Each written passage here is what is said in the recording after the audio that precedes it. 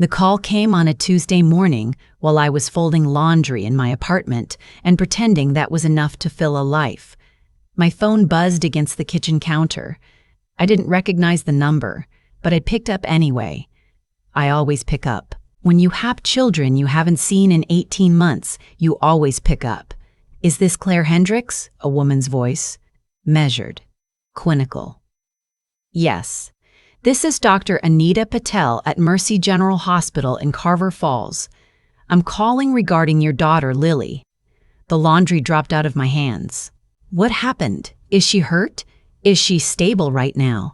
But she's been admitted and there's something we need to discuss with you in person. Is there any way you can come in today?" I was already grabbing my keys. I had not set foot in Carver Falls in 18 months. Not because I didn't want to.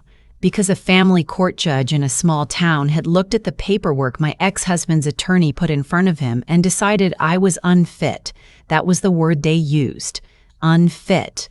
Like I was a piece of clothing that didn't hold its shape. My ex-husband's name is Derek Cahill. He is 38 years old, a commercial real estate developer, and the most patient liar I have ever known.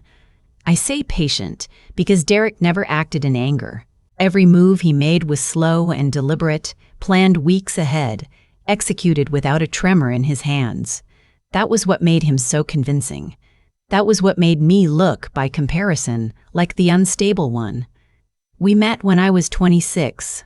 I was working as a pediatric nurse at a hospital 2 towns over. He came in with a friend who'd broken a wrist during a hiking trip, and he waited in the hallway for 3 hours. And when I walked past at the end of my shift, he said, "You look like someone who actually cares about this job." I thought that was the most perceptive thing anyone had ever said to me. We got married when I was 28. Our daughter Lily was born the following year. Then came Emma, 14 months after that.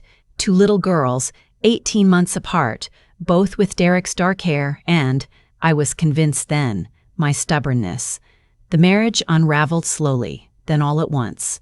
Derek traveled constantly for work. When he was home, he was distracted, then distant, then dismissive. I raised the girls almost entirely alone while still working 3 shifts a week at the clinic. When I brought this up, Derek would listen patiently, nod, and then explain, in the same calm tone he used for everything, why my perception of events was incorrect. He was not dismissive. He was tired from working to support our family. I was not doing the emotional labor alone. I was catastrophizing. I had always catastrophized. He said this so many times that I started to believe it.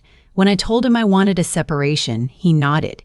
He said he understood. He told me he would make it as easy as possible. He made it the hardest thing that ever happened to me. 3 months later, in family court, his attorney presented a record. Doctor's visits I had allegedly missed. A pattern of what they called emotional volatility, documented in a journal, Derek said he'd kept for years. Testimony from a neighbor I barely knew. My own mother, whom Derek had somehow charmed into a phone call she didn't fully understand, was being recorded, saying that I had always struggled with stress. I walked out of that courtroom with supervised visitation every other weekend, pending a psychological evaluation that would take 4 months to complete. By the time that evaluation came back with nothing wrong, Derek had filed additional motions, and the calendar had swallowed another 6 months, and I had missed Lily's 5th birthday and Emma's 4th. By the time I got to Mercy General Hospital that Tuesday morning, I had missed 18 months, 347 days since I had last held either of my daughters. Dr. Patel met me in the hallway outside pediatric oncology. That word oncology made the floor feel unstable under my feet. She was a small woman with careful eyes, and she shook my hand and said, "I'm glad you came quickly." Then she told me that Emma had been brought in 5 days ago by her father, presenting with severe fatigue, bruising across her torso and legs, and a fever that hadn't broken in 2 weeks. They had run blood work. They had run it twice. Emma had acute lymphoblastic leukemia. I put my hand against the wall. "She's stable," Dr. Patel said again, and I understood she was saying it the way you say things to keep someone upright. "She's responded well to the initial round of treatment, but we're looking at a long road ahead and we are going to need bone marrow donors tested as soon as possible. Biological family members are always the first priority."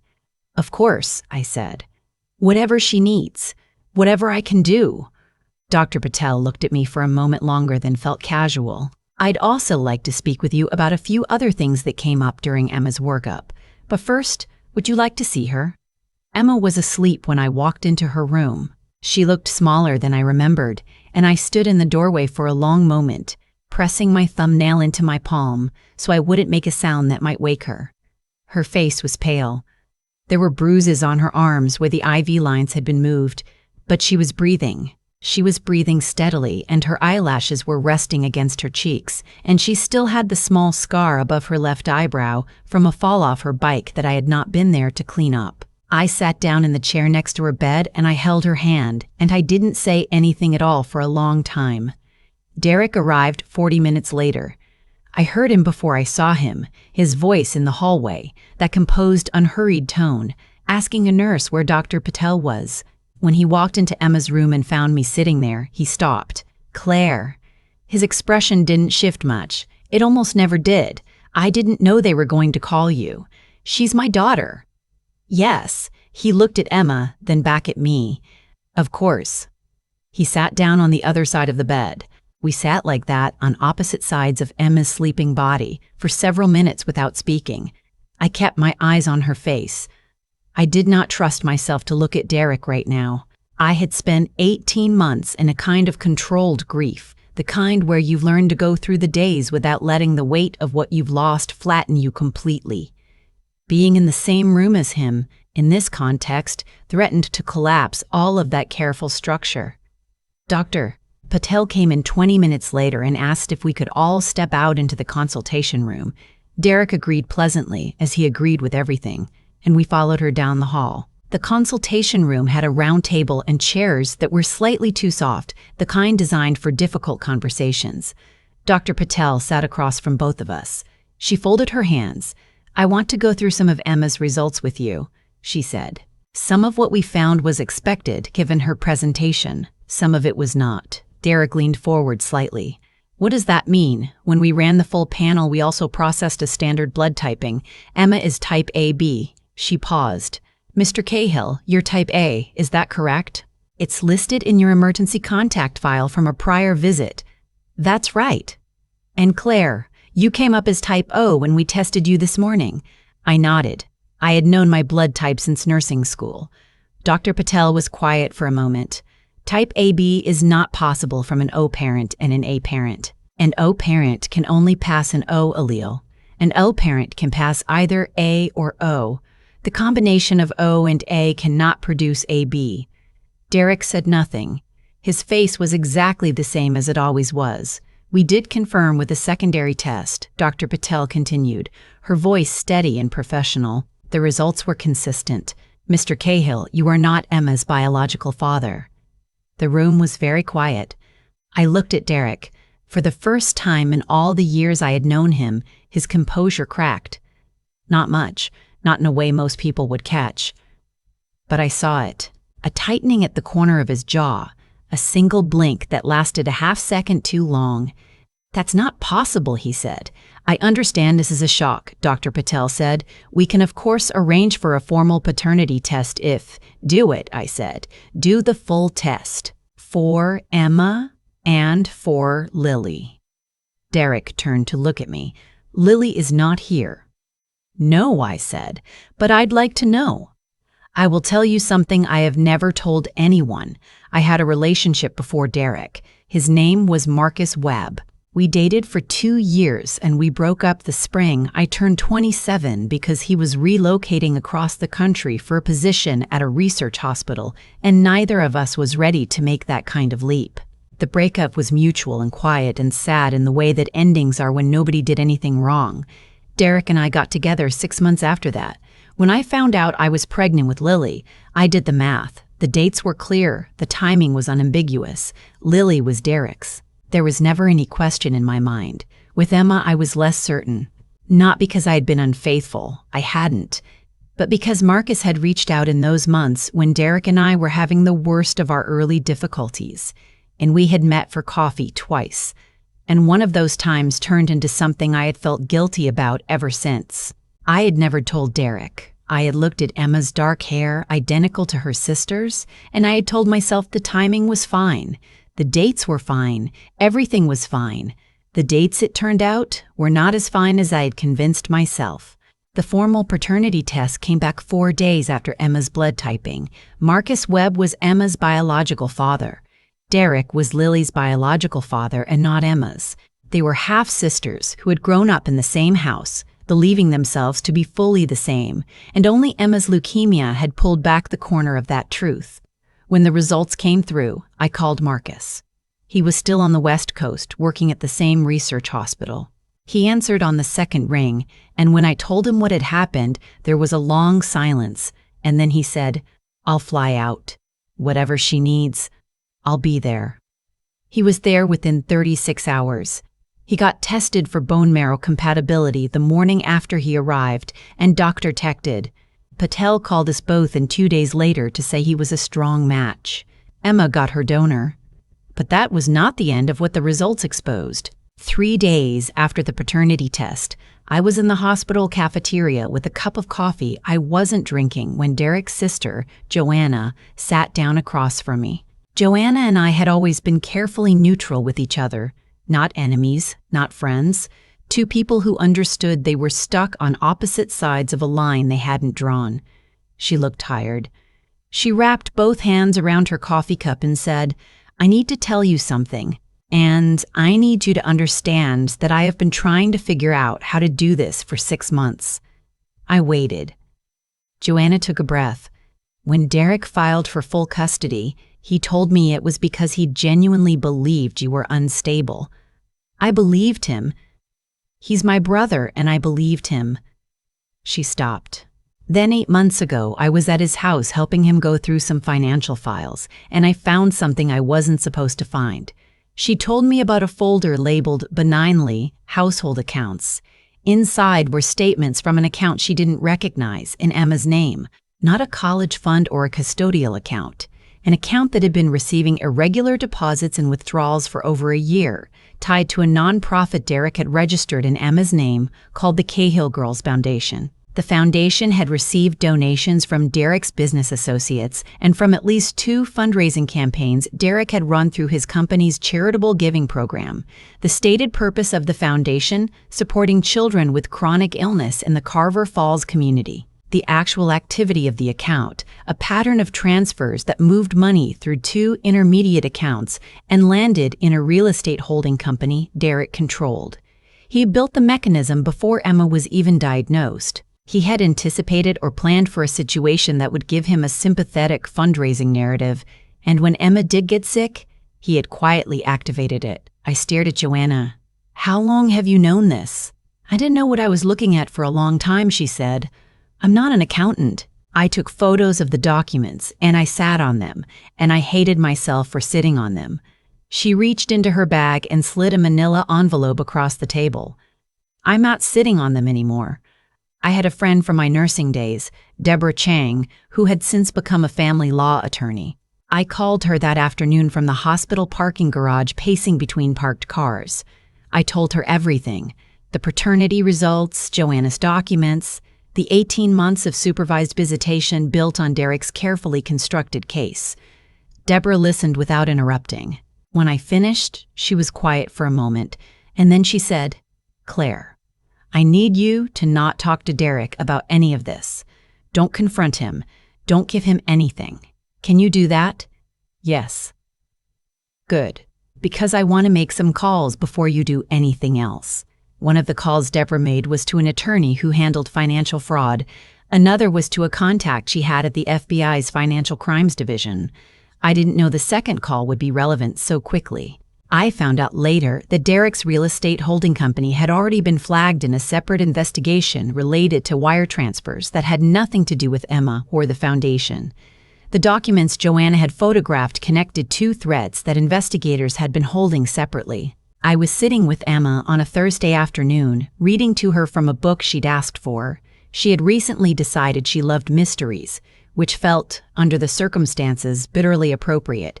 When 2 federal agents arrived at the hospital to speak with Derek, he was in the hallway outside. I didn't see it happen. I heard it, though. His voice, that familiar, controlled tone, asking what this was about. A pause. Then the tone changed, almost imperceptibly, and that was the first time I had ever heard Derek Cahill sound like a man who understood he had run out of room to maneuver. He was arrested 4 days later, after his attorneys spent those 4 days trying to negotiate something that couldn't be negotiated. The charges included wire fraud, misappropriation of charitable funds, and, once the custody case was reviewed in the context of the fabricated documentation, filing false statements in a family court proceeding. That last charge was the one that mattered most to me. The custody modification hearing happened 6 weeks after Derek's arrest, in a family courtroom that looked exactly like the one where I had lost my daughters. Same kind of chairs, same kind of fluorescent light. Different judge. This judge had read the file. She had the paternity results, the financial documents, Joanna's testimony, and a formal review of the original custody proceeding conducted by an independent guardian ad litem. She had the psychological evaluation from 18 months ago that had found nothing wrong with me and that Derek's attorney had buried in a procedural delay. She looked at Derek's new attorney, who was doing his professional best with what he had, and then she looked at me, and then she said, "I want to be clear about what I'm seeing in this record." She was clear. It took about 12 minutes.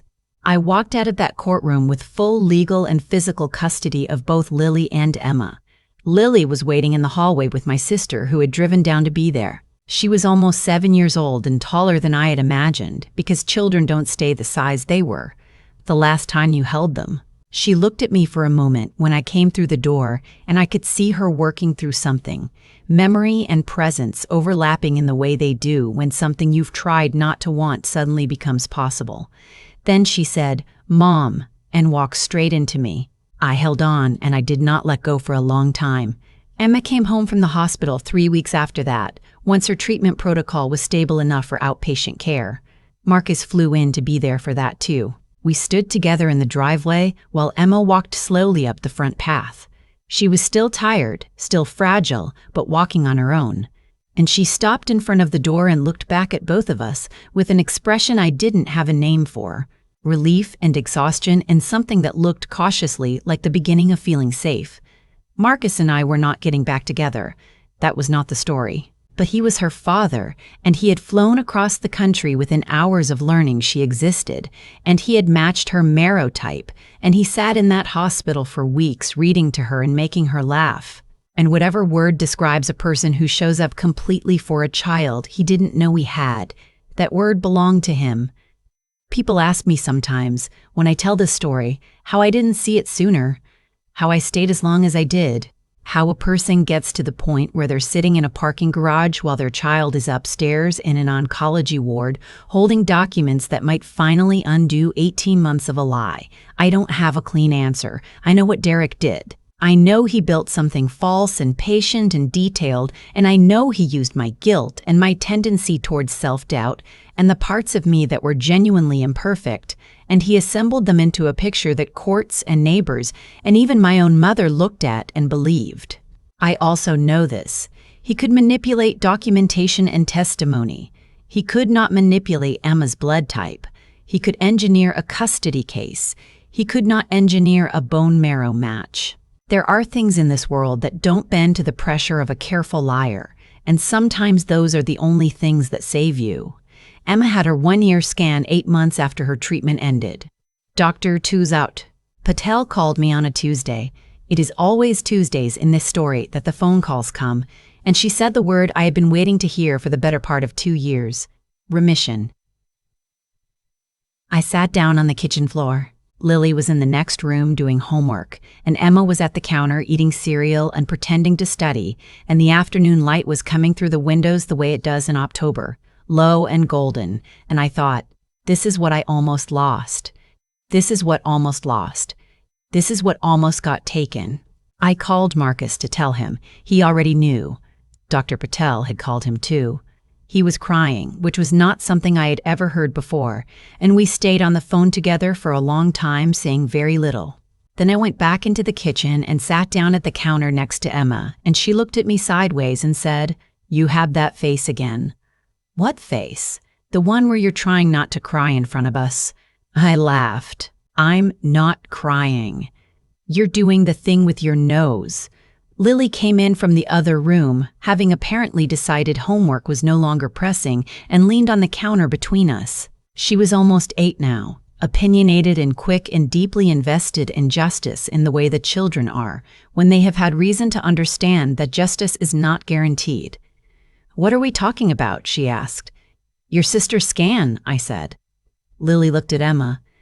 Emma looked at Lily. Something passed between them, the private language of sisters, the kind that doesn't need translation. Then Lily said very seriously, "So we're okay?" I looked at both of them, these two people who had grown up in my body and then grown up without me for a year and a half and then found their way back, changed but intact, battered but not broken. And I said, "Yes, we're okay." And for the first time in a very long time, I meant it without any of the underlying arithmetic. No counting of days or court dates or things that could still go wrong, just the words themselves, clean and whole. "We're okay."